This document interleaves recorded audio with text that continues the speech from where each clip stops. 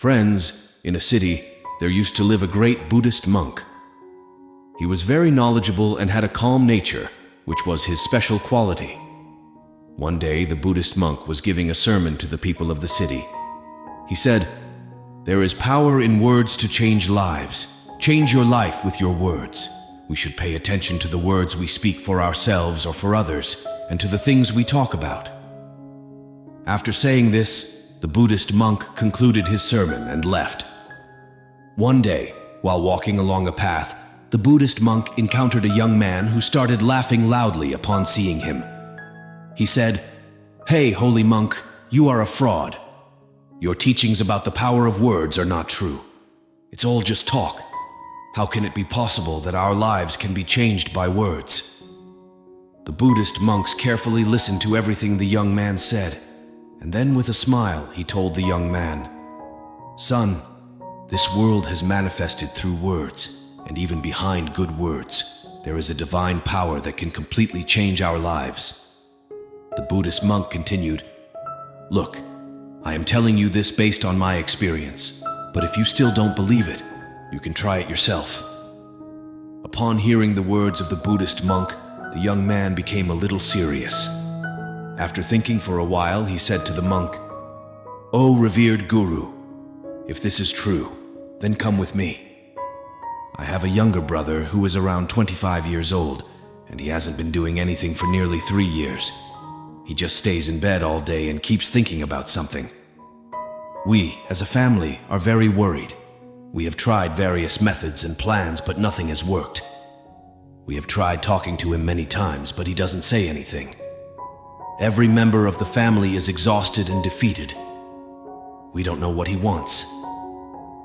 If words can really change his life, as you say, will you help me?" With a smile, the Buddhist monk agreed to accompany the young man. The young man took the monk to a field and gestured towards his brother.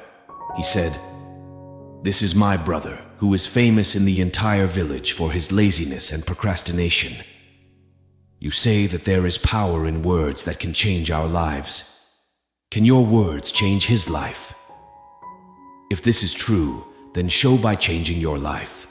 Those Buddhist monks saw the brother of that young man sleeping comfortably under the shade of a tree. When the Buddhist monks reached the brother of that young man and gently touched his head, they said, "Wake up, son. It's been a long time. It's not time to sleep. It's time to wake up." Hearing the voices of those Buddhist monks, the boy was a little surprised. "Who is it that is waking me up so lovingly? After all the villagers call me lazy and cunning. Who is showing me so much affection?" He opened his eyes and rubbed them and asked, "Sir, who are you and why have you come here?" Upon this, the Buddhist monks said to the young man, "Son, I want to ask you this question. Who are you? That's what I need to know. It is necessary for you to know yourself." Hearing the words of the Buddhist monks, the boy burst into laughter and said, "Hey Guruji, if you want to know about me, go and ask any member of the village. You will find out who I am. Everyone will say that I am lazy and cunning. They will tell you all sorts of taunts and say all sorts of things. This will surely convince you, and you will also come to know who I am." Smiling, the Buddhist monks say to that boy, "First listen to my words. The words of a hard-working person reach deep inside him. Therefore, never try to change yourself. Instead, improve your words, and also listen to my second point. I didn't ask the villagers who you are. I am asking you who you are, but you have revealed your habits. Laziness is not your identity. It can be your habit, and humans are not defined by their habits.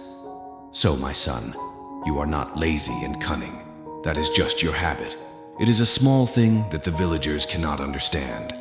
After hearing all these words, the boy was a little surprised because the villagers always called him lazy, cunning, and taunted him in various ways.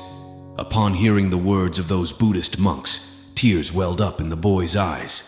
He immediately folded his hands and fell at the feet of those monks, saying, "You speak the truth.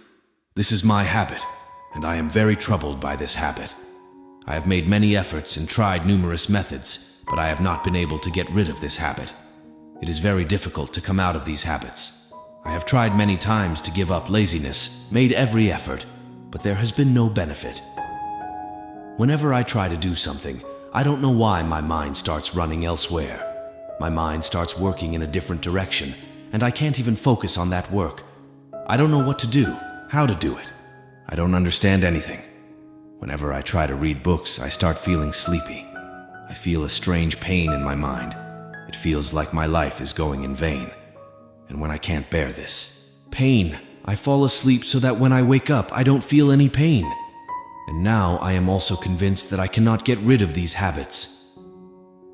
These habits are not going to leave me, the Buddhist monk tells the boy.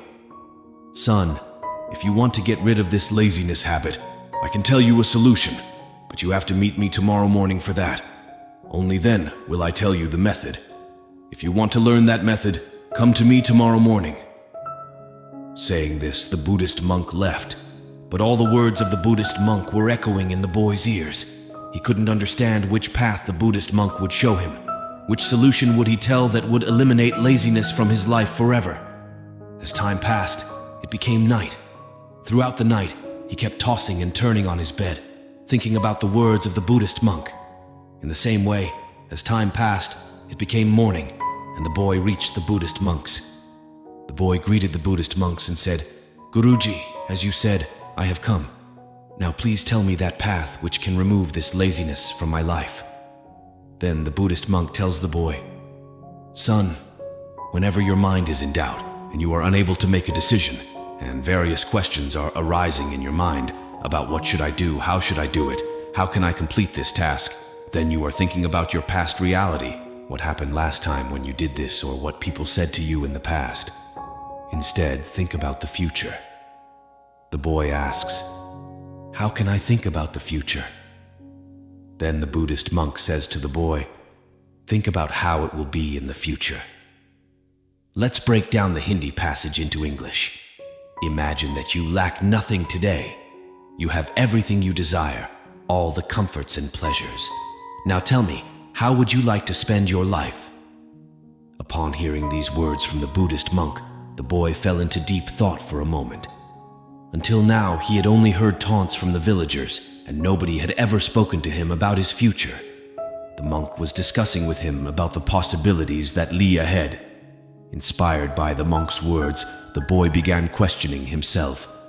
If he had everything he needed, with no financial constraints and all the luxuries, how would he live his life? After contemplating for a while, the boy said to the monk, "Guruji, I want to explore the world, climb mountains, walk on the sands of the sea. I want to become a successful businessman."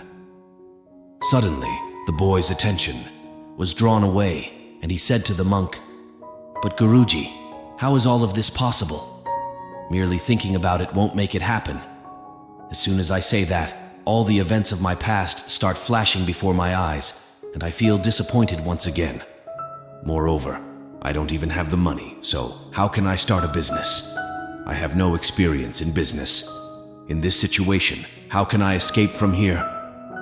Responding to the boy's question, the Buddhist monk said, "Every night, before you go to sleep, write down your goal on a piece of paper.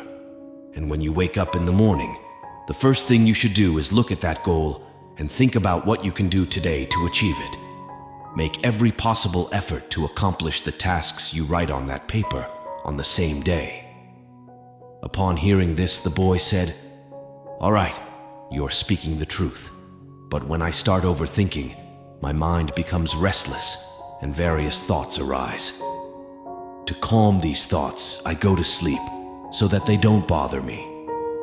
While solving the problem of that boy, the Buddhist monk tells him, "Son, grasp the movement of the mind and create a new future with words."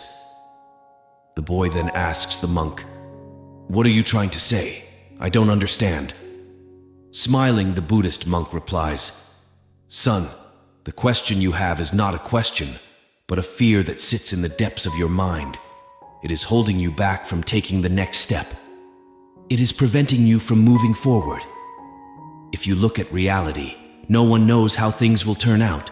But when a person makes a firm decision, they continue to strive towards their goals and ultimately achieve success. Hearing this, the boy tells the Buddhist monk, "Guruji, if that's the case, why do I keep worrying? Why does my mind become restless?" The Buddhist monk responds, "Son, you are afraid that you are weak, that there is some flaw within you, that you are incapable of accomplishing anything. And that is why you fear making an effort. Your inner voice always tells you not to proceed, otherwise you will fail. And that's why you start worrying, and your mind becomes restless."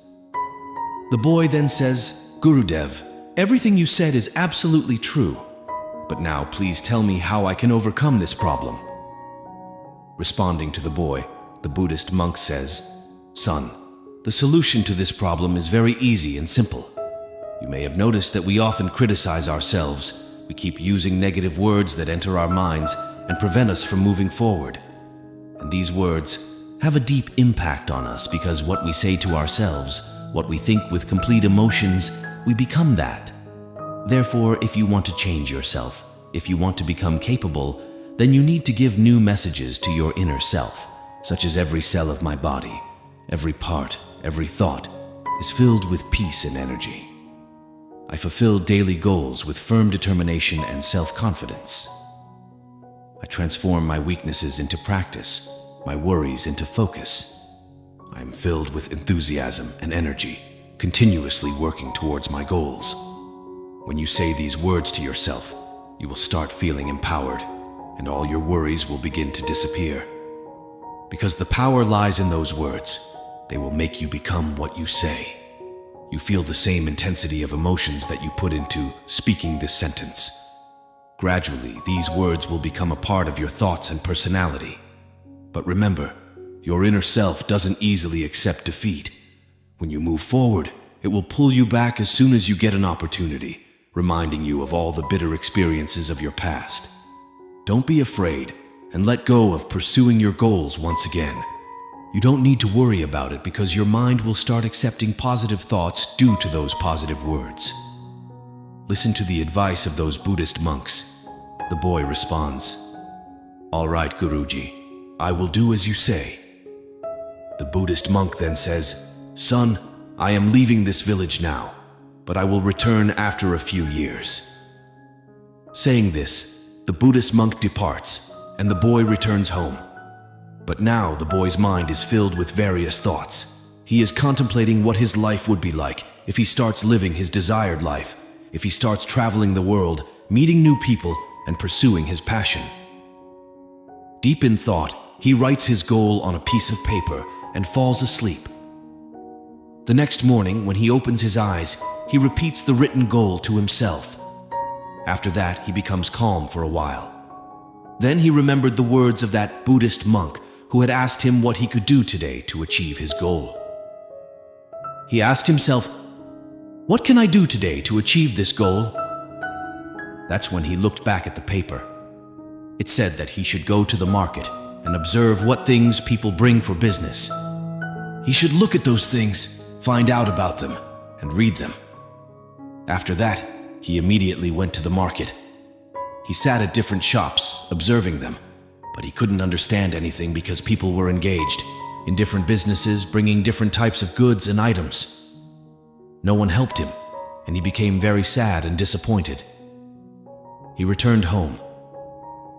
Then he remembered another thing that the Buddhist monk had said. Words have great power, and words can change our lives. He started repeating positive thoughts to himself in the morning and evening. From that day onwards, he did it every day. 1 month passed, but there was no change in his life. He started feeling disappointed that nothing was changing in his life. However, after a month, he started feeling better. His mind was now able to think clearly, and he started walking more. Gradually, he began to understand that there is a big difference in the thinking of those who move forward and achieve great things. They always think powerful thoughts and are not influenced by small thinking and fear. Whenever they encounter a problem, they don't panic, but instead find a solution to that problem. They focus on finding solutions to problems and never wait for anyone. They have confidence in themselves and take immediate action. When the boy started understanding all these things, he also started taking small steps forward. He stopped sitting idle. Whenever he felt like it, he went to the market and observed and understood how people were doing business, what things they were buying, and what items were profitable for them. And whenever he felt like it, he also helped his father. He went with his father to the market, where he learned to assess the prices of goods and always focused on learning something. One day, a spice merchant came to the village. He needed educated young people who could count and keep records of the goods. The boy knew what he wanted to achieve, and he understood that he could learn a lot from this work. Without hesitation, he went to the merchant. He knew that he wouldn't earn much from this work, but he was still willing to do it. The boy's thinking had completely changed. He no longer thought like the others. He worked with great honesty and intelligence. Gradually, about 3 months passed, and the merchant realized that the young man was very intelligent and was helping him a lot in his business. So the spice merchant made the boy his assistant. The merchant noticed that the boy had a different daily routine. He studied and wrote every day. He woke up in the morning and meditated, learned new things, and even when faced with problems, he remained composed. He spoke to everyone with respect. As time went by, a year had passed, and now the merchant was very pleased with the young man. Slowly, he taught the young man all the qualities of a successful business person. Soon, the boy became a small-scale trader himself. And as the boy understood the principles of business, he started a business of selling medicinal herbs. Within a few years, he became the biggest trader in the town. People started recognizing him as the most successful businessman. His name spread far and wide. After about 5 years, when he returned home, people were amazed to see him. They were astonished by the tremendous change in him. Everyone who knew him asked him how he had transformed so much. He replied, "Those teachings were true. Words have the power to change our lives." Now, I would like to know what you have learned from today's video. Please let me know in the comments. I hope you enjoyed today's video. Please like and share this video with your friends, and don't forget to subscribe to the channel to show your support. So, let's meet in the next video. Take care until then. Thank you, and Namaste to Buddha.